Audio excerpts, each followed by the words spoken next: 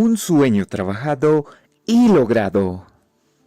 Uno de los problemas más grandes que enfrenta la sociedad actual es el racismo y la discriminación.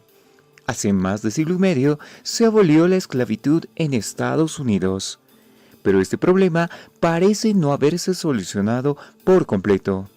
El mundo no sería como es hoy en día sin las figuras que lucharon contra el racismo a lo largo de la historia.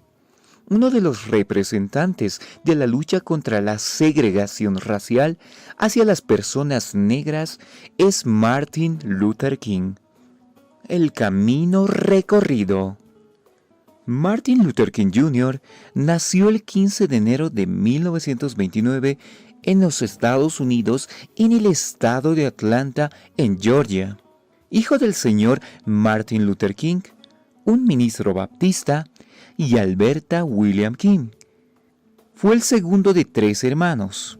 Originalmente su nombre y el de su padre era Michael King Sr.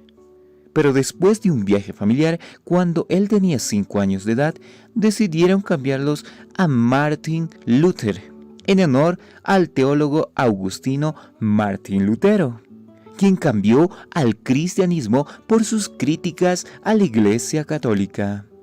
Inició sus estudios universitarios a la corta edad de 15 años. 3 años después, en 1948, se graduó de la carrera de Sociología en la institución para afroamericanos, Morehouse College, de Atlanta. Posteriormente, se animó a estudiar teología en 1951. Obtuvo su licenciatura de teólogo a los 22 años por el Cruiser Technology Seminary de Chester. 4 años más tarde, consiguió el título de doctor en teología por la Universidad de Boston en 1955. Durante su estancia en Boston, conoció a Coretta Scott, mujer con la que se casó en el año de 1953. Tuvieron 4 hijos, 2 niños llamados Martin Luther King Perez y Dexter Scott King, y 2 niñas de nombres Yolanda King y Berenice King. Se convirtió en pastor baptista en 1954. Ese mismo año se hizo cargo de una iglesia en Montgomery, Alabama. Estando en Boston, pudo estudiar muy de cerca a Mahatma Gandhi, el cual poco a poco se convirtió en su mayor inspiración y motivación para ponerse firme en su posición frente a la terrible situación social por el racismo y discriminación en todo el país norteamericano, y poder luchar en defensa de los derechos civiles. El despertar de una lucha.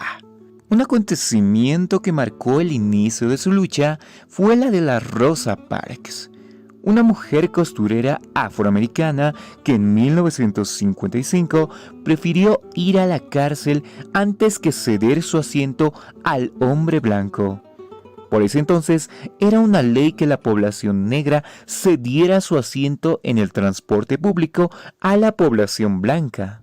Martin Luther King tenía 26 años cuando inició y lideró una protesta no violenta contra la segregación en el transporte público en la ciudad de Montgomery, en Alabama.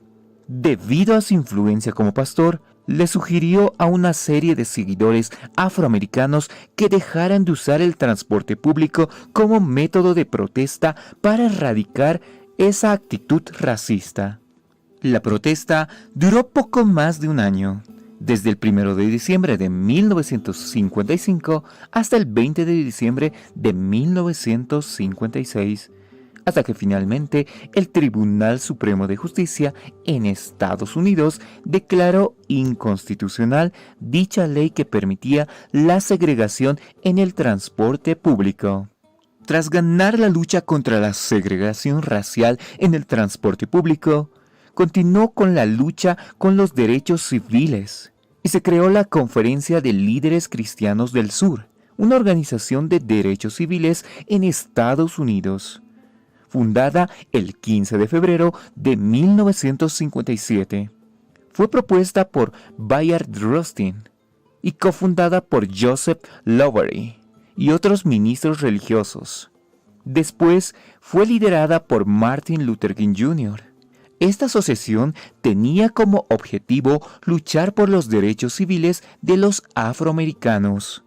Como fruto de todas estas acciones ejercidas y muy apoyadas por Luther King, su nombre se oía en todos los Estados Unidos, por lo que fue recibiendo mucho apoyo de las personas afroamericanas en todos los rincones del país. En abril de 1963, la Conferencia de Líderes Cristianos del Sur inició una campaña contra la segregación racial y la injusticia económica en Birmingham, Alabama, liderada por Martin Luther King. La campaña No Tácticas sin Violencia fue desarrollada en parte por el reverendo Wyatt T. Walker. Los negros de Birmingham que se organizaban con dicha conferencia ocupaban espacios públicos con marchas y sentadas, violando arbitrariamente las leyes que consideraban injustas. Esta buscaba mejorar la educación, acabar con la segregación racial, entre otras cosas. Martin fue arrestado en abril de 1963. Durante su estancia en la prisión, escribió su ensayo Carta desde la cárcel de Birmingham. Una semana después fue liberado por intercesión del entonces candidato a presidente de los Estados Unidos, John Kennedy, quien ayudó de gran manera a la población negra a mejorar su educación y calidad de vida.